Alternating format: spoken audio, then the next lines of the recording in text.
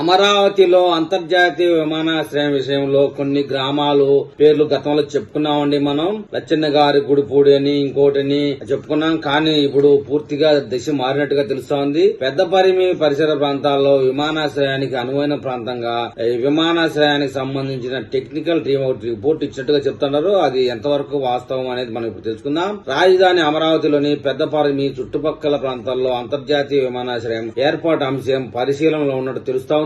అమరావతికి దక్షిణ దిక్కున దీన్ని నిర్మించే ఆలోచనలో ప్రభుత్వం ఉన్నట్లు సమాచారంగా తెలుస్తోందండి. రాజధాని అమరావతిలోని పెద్దపరిమి చుట్టుపక్కల అమరావతికి దక్షిణ దిక్కున దీనిని నిర్మించే ఆలోచనలో ప్రభుత్వం ఉన్నట్లు సమాచారం. కొండలు, నీటి ప్రవాహకాలు, కాలువలు లాంటివి లేకపోవడమే ఈ ప్రాంతానికి అనువైందని చెప్తా ఉన్నారు. అందువల్ల ఈ ప్రాంతంపై దృష్టి సారించినట్లు సమాచారం.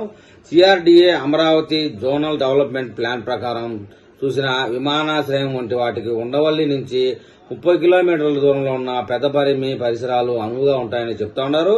రాజధానిని మరింతగా విస్తరించేందుకు సిఆర్డీఏ రెండో దశ భూ సమీకరణ చేపట్టనున్న ప్రాంతంలోనే అమరావతి అంతర్జాతీయ విమానాశ్రయం ఏర్పాటు కానుందని చెప్తా ఉన్నారు. అమరావతి విమానాశ్రయానికి సంబంధించి టెక్నికల్ ఫిజిబిలిటీ నివేదిక కోసం ఏపీ విమానాశ్రయాల అభివృద్ది సంస్థ ఏపీఏడీసీఎల్ గతంలోనే ఆర్ఏఫీ రిక్వెస్ట్ ఫర్ ప్రపోజల్ పిలిచింది. అయితే కన్సల్టెన్సీలన్నీ ఇచ్చిన సంస్థ నివేదిక సిఆర్డీఏ అభ్యంతరం వ్యక్తం చేసింది. దానికోసంగా ఏపీఏడీసీఎల్ కూడా ఇదే అభిప్రాయానికి వచ్చినట్లు సమాచారం.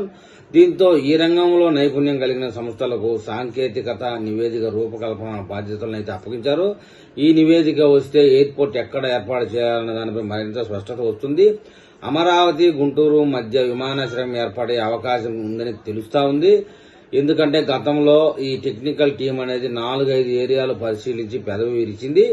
ఈ పెద్దపరిమి పరిసర ప్రాంతాల్లో మటుకు పాజిటివ్ గా వ్యవహరించింది అని చెప్తా ఉన్నారు. అందువల్లనే ఖచ్చితంగా పెద్దపరిమి పరిసర ప్రాంతాల్లో ఈ టెక్నికల్ టీం ఖచ్చితంగా ప్రపోజల్ చేస్తుందని చెప్తా ఉన్నారండి. చూద్దాం ముందు ఈ ఇంటర్నేషనల్ విమానాశ్రయం విషయంలో ఏదైనా అప్డేట్ వస్తే నేను మళ్ళీ ఒక వీడియో చేస్తాను. ఆ వీడియో మీకు చేరాలంటే నా ఛానల్ సబ్స్క్రైబ్ చేయండి, లైక్ చేయండి. మీరు ఏదైనా తెలపాలనుకుంటే కామెంట్ రూపంలో తెలపండి.